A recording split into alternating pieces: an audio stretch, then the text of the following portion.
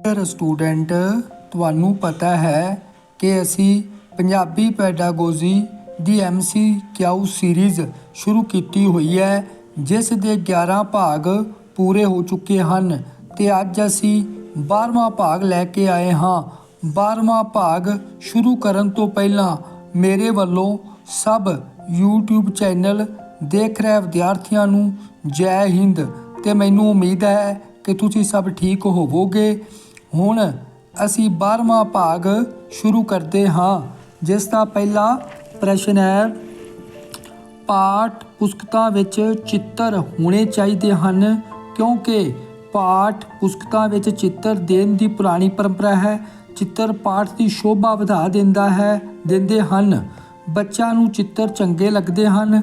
चित्र अमूर्त भावां नूं मूर्तिमान करते हैं। विद्यार्थियों जो 11वें की तरह ये भी सीरीज़ बड़ी ही महत्वपूर्ण है। ਜਿਹੜੇ चित्र ने ਇਹ ਮੂਰਤ ਭਾਵਾਂ ਨੂੰ ਮੂਰਤੀਮਾਨ ਕਰ ਦਿੰਦੇ ਆ ਵੀ ਸਾਡੇ ਇੱਕ ਦਿਮਾਗ ਦੇ ਵਿੱਚ ਉਹਦੀ ਪਿਕਚਰ ਬਣ ਜਾਂਦੀ ਹੈ। ਜਿਸ ਕਰਕੇ ਪਾਠ ਦਾ ਜਿਹੜਾ ਪਾਠ ਪੁਸਤਕਾਂ ਵਿੱਚ ਚਿੱਤਰ ਹੋਣੇ ਚਾਹੀਦੇ ਹਨ। ਚੌਥਾ ਇਸ ਪ੍ਰਸ਼ਨ ਦਾ ਜਿਹੜਾ ਉੱਤਰ ਬਿਲਕੁਲ ਸਹੀ ਹੈ। ਇਸ ਦੇ ਨਾਲ ਹੀ ਵਿਦਿਆਰਥੀਓ ਅਸੀਂ ਨੈਕਸਟ ਪ੍ਰਸ਼ਨ ਤੇ ਆਉਂਦੇ ਹਾਂ। ਪ੍ਰਾਇਮਰੀ ਪੱਧਰ ਤੇ ਮਾਤ ਭਾਸ਼ਾ ਸਿੱਖਿਆ ਦਾ ਵਿਧਾਨ ਹੈ। ਸੰਵਿਧਾਨ ਦੀ ਧਾਰਾ 338 ਵਿੱਚ, ਸੰਵਿਧਾਨ ਦੀ ਧਾਰਾ 341 ਵਿੱਚ, ਸੰਵਿਧਾਨ ਦੀ ਧਾਰਾ 352 ਵਿੱਚ, ਸੰਵਿਧਾਨ ਦੀ ਧਾਰਾ 351 ਦੇ ਵਿੱਚ। ਸੋ ਇਸ ਜਿਹੜਾ ਪ੍ਰਸ਼ਨ ਦਾ ਜਿਹੜਾ ਹੈਗਾ ਚੌਥਾ ਜਿਹੜਾ ਇਹ ਆਪਸ਼ਨ ਹੈ ਬਿਲਕੁਲ ਸਹੀ ਹੈ। ਇਹ ਰੱਟਾ ਲਗਾ ਲੈਣ। ਜਿਹੜਾ ਪ੍ਰਾਇਮਰੀ ਪੱਧਰ ਤੇ ਮਾਤ ਭਾਸ਼ਾ ਸਿੱਖਿਆ ਦਾ ਵਿਧਾਨ ਹੈ ਉਹ ਸੰਵਿਧਾਨ ਦੀ ਧਾਰਾ 351 ਦੇ ਵਿੱਚ ਹੈ। ਤੇ ਇਸ ਦੇ ਨਾਲ ਹੀ ਅਸੀਂ ਨੈਕਸਟ ਪ੍ਰਸ਼ਨ ਤੇ ਆਉਂਦੇ ਹਾਂ। ਪੜ੍ਹਾਈ ਦੇ ਵਿੱਚ ਉੱਚੇ ਸੁਰ ਅਤੇ ਨੀਵੇਂ ਸੁਰ ਦੇ ਪ੍ਰਯੋਗ ਨੂੰ ਕੀ ਕਿਹਾ ਜਾਂਦਾ ਹੈ? ਸੁਰ ਲਹਿਰ, ਕਵਿਤਾ, ਬਲ ਜੋੜ। देखो ऑप्शन तो ही ਤੁਹਾਨੂੰ पता लगता ਪਿਆ विद्यार्थियों। ਜਦੋਂ ਤੁਸੀਂ ऑप्शनों ਨੂੰ बड़े ध्यान ਦੇ ਨਾਲ ਦੇਖੋਗੇ तो ਤੁਹਾਡੇ ਸਾਹਮਣੇ ਲਗਭਗ ਆਨਸਰ ਸਪਸ਼ਟ ਹੋ ਜਾਵੇਗਾ ਕਿਉਂਕਿ ਤੁਹਾਡਾ ਲੈਵਲ ਹੁਣ ਬਹੁਤ ਹੀ ਉੱਚਾ ਹੈ। ਤੁਸੀਂ ਮਾਸਟਰ ਜਾਂ ਮੈਡਮ ਬਣ ਜਾ ਰਹੇ ਹੋ। ਸੋ ਇਸ ਜਿਹੜਾ ਪ੍ਰਸ਼ਨ ਦਾ ਉੱਤਰ ਹੈ ਉਹ ਪਹਿਲਾ ਹੈ ਸੁਰ ਲਹਿਰ। ਤੇ ਇਸ ਦੇ ਨਾਲ ਹੀ ਅਸੀਂ ਨੈਕਸਟ ਪ੍ਰਸ਼ਨ ਤੇ ਆਉਂਦੇ ਹਾਂ। ਹੇਠ ਲਿਖਿਆਂ ਵਿੱਚੋਂ ਕਿਹੜਾ ਵਿਕਲਪ पाठ पुस्तक के अंदरूनी पक्ष ਨੂੰ पेश करता है? पहला है डिज़ाइन, मुख पन्ना, पुस्तक का मुल, दूजा शब्दकोश, व्याख्या, टिप्पणी, तीजा विषा समग्री, भाषा, रचनाकार नाल जान पछाण, चौथा सिरलेख, संदर्भ, चित्र। देखो जो विद्यार्थियों पहला है डिज़ाइन, मुख पन्ना, पुस्तक का मुल तो हो ही नहीं सकता।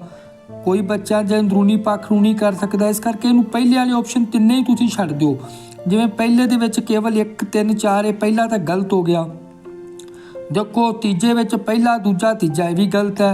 ਚੌਥੇ ਦੇ ਵਿੱਚ ਤੀਜਾ ਤੇ ਚੌਥਾ ਦੇਖੋ ਤੀਜਾ ਤਾਂ ਠੀਕ ਹੈ ਤੇ ਚੌਥਾ ਵੀ ਠੀਕ ਹੈ ਪਰ ਇਹਦੇ ਵਿੱਚ ਜਿਹੜਾ ਦੂਜਾ ਆਪਾਂ ਪਹਿਲਾਂ ਸ਼ਬਦਕੋਸ਼ ਹੀ ਕਰਾਂਗੇ। ਸ਼ਬਦਕੋਸ਼ ਦੀ ਵਿਆਖਿਆ ਸਿੱਖਾਂਗੇ, ਟਿੱਪਣੀ ਕਰਾਂਗੇ, ਫਿਰ ਹੀ ਸਾਨੂੰ ਵਿਸ਼ਾ ਸਮੱਗਰੀ ਵਰਤਣੀ ਆਵੇਗੀ।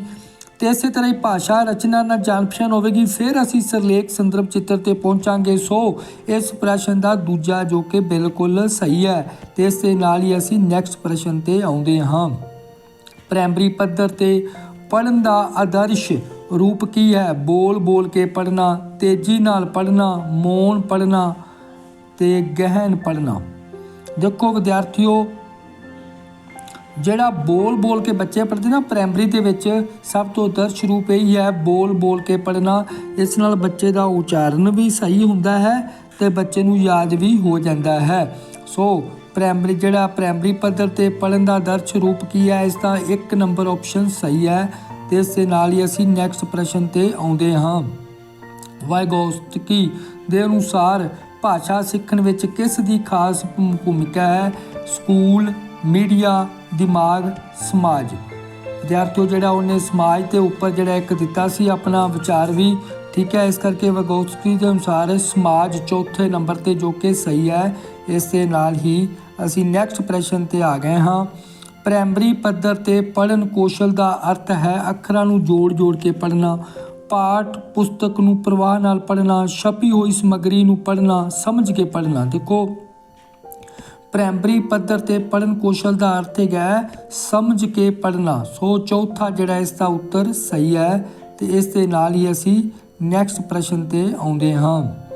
ਸ਼ਬਦਾਂ ਦਾ ਅਰਥ ਉਦੋਂ ਸਮਝ 'ਚ ਆਉਂਦਾ ਹੈ ਜਦੋਂ ਸ਼ਬਦਕੋਸ਼ 'ਚ ਵੇਖ ਕੇ ਉਹਨਾਂ ਨੂੰ ਰਟ ਲਿਆ ਜਾਵੇ, ਪ੍ਰਸੰਗ ਨਾਲ ਜੋੜ ਕੇ ਉਸ ਦਾ ਪ੍ਰਯੋਗ ਕੀਤਾ ਜਾਵੇ, ਨਿਰੰਤਰ ਅਭਿਆਸ ਕੀਤਾ ਜਾਵੇ। ਉਪਰੋਕਤ 'ਚ ਕੋਈ ਨਹੀਂ। ਦੇਖੋ ਵਿਦਿਆਰਥੀਓ, ਸ਼ਬਦਾਂ ਦਾ ਅਰਥ ਕਦੋਂ ਸਮਝ ਆਵੇਗਾ? ਜਦੋਂ ਅਸੀਂ ਨਾਲ ਪ੍ਰਸੰਗ ਦੇ ਨਾਲ ਜੋੜਾਂਗੇ ਤੇ ਫਿਰ ਅਸੀਂ ਉਸ ਦੀ ਵਰਤੋਂ ਪਹਿਲਾਂ ਜੋੜਾਂਗੇ ਤੇ ਫਿਰ ਵਰਤੋਂ ਕਰਾਂਗੇ, ਸਾਨੂੰ ਉਦੋਂ ਹੀ ਸਮਝ ਆਊਗਾ। ਰੱਟੇ ਦਾ ਕੋਈ ਫਾਇਦਾ ਨਹੀਂ ਹੁੰਦਾ।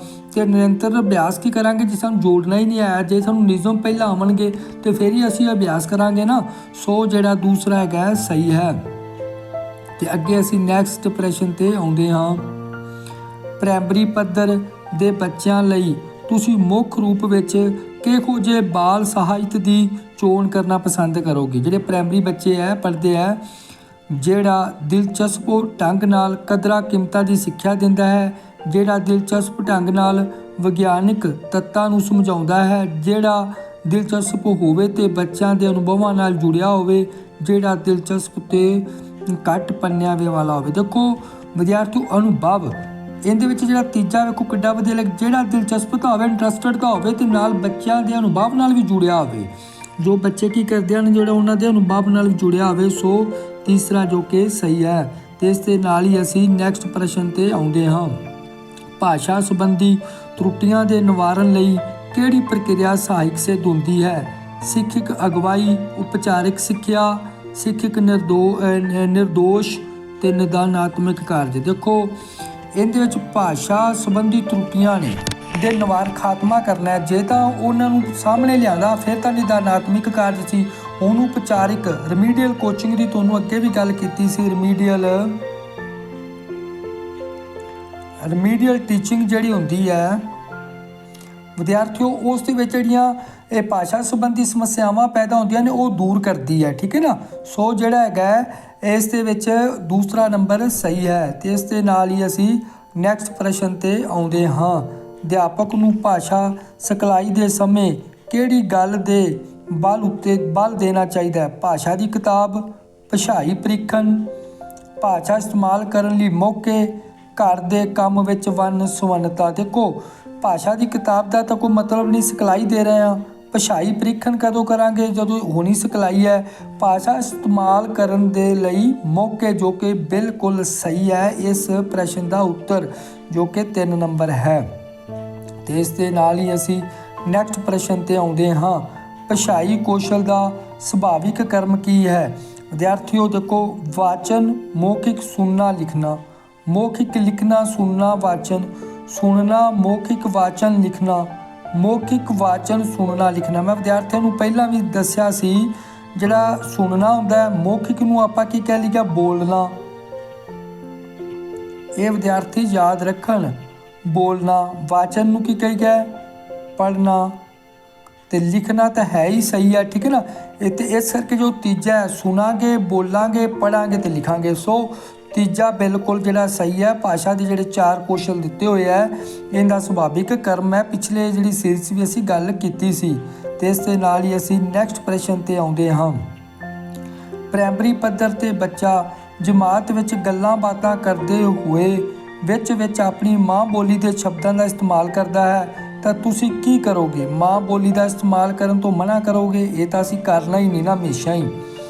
ਉਸ ਨੂੰ ਰੋਲ ਪੰਜਾਬੀ ਦੀ ਵਰਤੋਂ ਕਰਨ ਲਈ ਮਜਬੂਰ ਕਰੋਗੇ? ਇਹ ਅੱਗੇ ਦੇਖਦੇ ਹਾਂ ਕਿ ਹੋਰ ਗੱਲ। ਉਸ ਦੀ ਗੱਲ ਚਾਅ ਨਾਲ ਸੁਣੋਗੇ ਤੇ ਉਸ ਦੀ ਗੱਲ ਨੂੰ ਪੰਜਾਬੀ ਦੇ ਵਿੱਚ ਦੁਹਰਾਓਗੇ। ਸਾਰੀ ਜਮਾਤ ਨੂੰ ਠੀਕ ਸ਼ਬਦ ਦਾ ਉਚਾਰਨ ਕਰਨ ਲਈ ਕਹੋਗੇ ਨਹੀਂ। ਤੀਸਰਾ ਨੰਬਰ ਵਿਦਿਆਰਥੀ ਇਸ ਕਰਕੇ ਗੱਲ ਕੀਤਾ ਗਿਆ, ਜਿਵੇਂ ਕਈ ਥਾਵਾਂ 'ਤੇ ਜਿਹੜੀ ਭਾਸ਼ਾ ਜਿਵੇਂ ਉਪ ਭਾਸ਼ਾ ਵੀ ਬੋਲੀ ਜਾਂਦੀ ਹੈ। ਠੀਕ ਹੈ ਨਾ। ਇੱਕ ਤਾਂ ਕੇਂਦਰ ਭਾਸ਼ਾ ਹੋ ਗਈ, ਇੱਕ ਜਿਹੜੀ ਹੁੰਦੀ ਹੈ ਉਪ ਭਾਸ਼ਾ। ਜਿਵੇਂ ਆਪਾਂ ਕਈ ਬੱਚੇ ਬਾਵਰੀਆ ਜਿਹੜੇ ਬਾਵਰੀਆ ਸਿੱਖ ਬੱਚੇ ਉਹ ਬਾਵਰੀਆ ਭਾਸ਼ਾ ਬੋਲਦੇ ਆ। ਠੀਕ ਹੈ ਨਾ।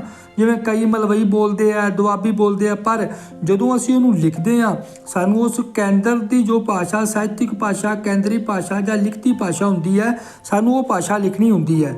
ਅਸੀਂ ਉਹਦੀ ਮਾਂ ਬੋਲੀ ਦੀ ਥੋੜ੍ਹਾ ਜਿਹਾ ਅੱਗੇ ਨਿਕਲ ਕੇ ਅਸੀਂ ਉਸ ਦੀ ਗੱਲ ਨੂੰ ਚਾਅ ਨਾਲ ਸੁਣਾਂਗੇ ਤਾਂ ਉਸ ਨੂੰ ਪੰਜਾਬੀ ਦੇ ਵਿੱਚ ਦੱਸ ਦਿਆਂਗੇ ਵੀ ਆਪਾਂ ਨੂੰ ਇਸ ਤਰ੍ਹਾਂ ਲਿਖਣਾ। ਸੋ ਤੀਜਾ ਜਿਹੜਾ ਹੈਗਾ ਸਹੀ ਹੈ।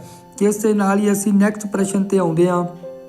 ਜ਼ੁਬਾਨੀ ਲਹਿਜੇ ਦੇ ਆਕਲਨ ਵਿੱਚ ਸਭ ਤੋਂ ਅਹਿਮ ਪੱਖ ਕਿਹੜਾ ਹੈ? ਜ਼ੁਬਾਨੀ ਦੇ ਵਿੱਚ ਸ਼ੁੱਧ ਉਚਾਰਨ, ਪ੍ਰਭਾਵਸ਼ੀਲਤਾ, ਖਿਆਲ ਦੀ ਅਭਿਵਿਅਕਤੀ ਕਰਨਾ, ਅਲੰਕਾਰਿਕ ਭਾਸ਼ਾ। ਦੇਖੋ ਤੀਜਾ, ਖਿਆਲ ਦੀ ਅਭਿਵਿਅਕਤੀ ਕਰਨਾ। ਸੋ ਤੀਜਾ ਪ੍ਰਸ਼ਨ ਜੋ ਕਿ ਸਹੀ ਹੈ।